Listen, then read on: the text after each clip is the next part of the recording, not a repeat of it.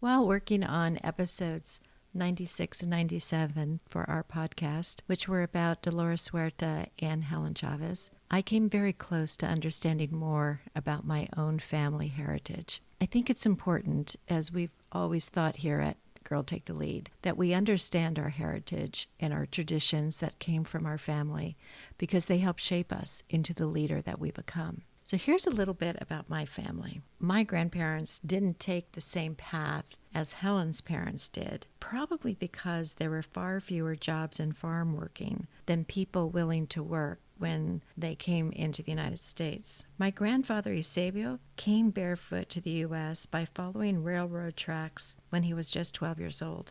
He never went to school, but got a job at the Harvey House in Needles, Arizona, where he learned to cut meat.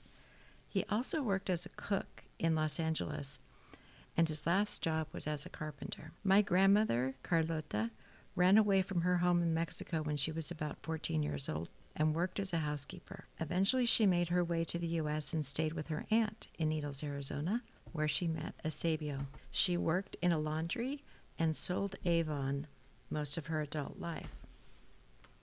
Family legend has it that my grandfather either adored or even possibly rode with Pancho Villa. And my grandmother hated Pancho Villa because her family lost everything in the revolution and blamed it all on Pancho Villa.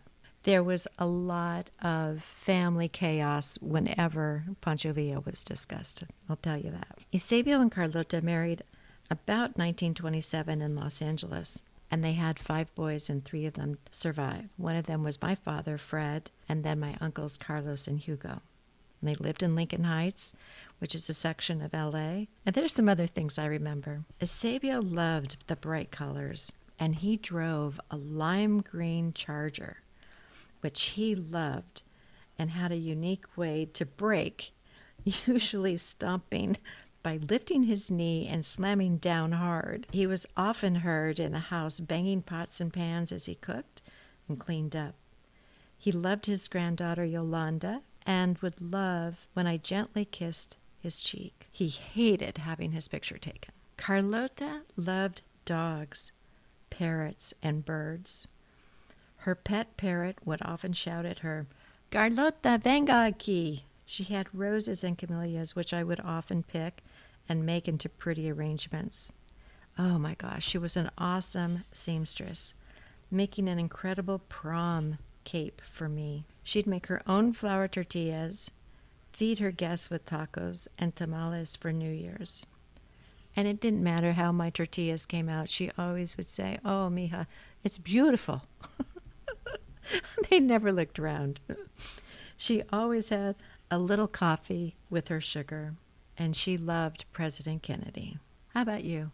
How about the history of your family? It's good to reflect on that and see how that helped shape you into the leader you are.